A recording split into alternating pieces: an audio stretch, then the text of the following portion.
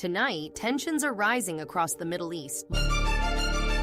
Multiple nations are on heightened security alert. Diplomatic activity has intensified in Washington, Tel Aviv, Riyadh, and beyond. Military movements and emergency warnings have created uncertainty across the region. Citizens in several countries have been advised to remain cautious. What began as targeted military action has widened into a broader regional crisis. Neighboring countries are closely monitoring developments. Governments are reinforcing airspace monitoring and civil defense systems. Emergency response teams remain on standby. While officials emphasize defensive objectives, uncertainty remains high. Modern military operations rely heavily on air and naval capabilities. Long-range aircraft can operate from significant distances. Naval vessels positioned offshore can launch precision-guided systems. Officials describe these operations as structured and phased. The objective, according to statements, is to reduce strategic threats. As tensions rise, civilian safety becomes a central concern. Several governments have issued evacuation advisories. Airlines have rerouted flights across the region. Hotels and businesses are adjusting operations. Residents describe uncertainty but also resilience. One of the most critical areas in this crisis is the Strait of Hormuz. This narrow waterway connects the Persian Gulf to global markets. When approximately 20% of the world's oil passes through this route, even the perception of disruption can affect global energy prices. Shipping companies are watching developments closely. Energy markets reacted immediately to the rising tensions. Oil prices saw noticeable increases. Fuel costs are directly connected to global oil benchmarks. A rise in crude oil often translates into higher prices at the pump. Consumers worldwide are monitoring these changes. Behind the scenes, diplomatic negotiations continue. Officials describe ongoing conversations between regional and global powers. Some leaders argue that military pressure is necessary. Others call for restraint and renewed negotiations. The future direction of the crisis may depend on diplomatic progress. Public opinion across the region is divided. Some citizens support strong responses. Others call for de-escalation. Social media platforms are filled with debate and analysis. Information flows quickly, shaping perceptions worldwide. Officials state that operations are limited in scope. They emphasize that objectives are strategic rather than territorial. There are currently no large-scale ground deployments reported. However, future decisions remain open. The coming weeks may determine the scale of the conflict. Analysts suggest several possible paths forward. Diplomatic agreements could ease tensions. Prolonged military exchanges could strain regional stability. Sea energy markets may continue to fluctuate. For now, the world watches closely because what happens here affects far more than one region. It affects economies, diplomacy, and daily life around the globe. And in moments like these, stability becomes the most valuable objective of all.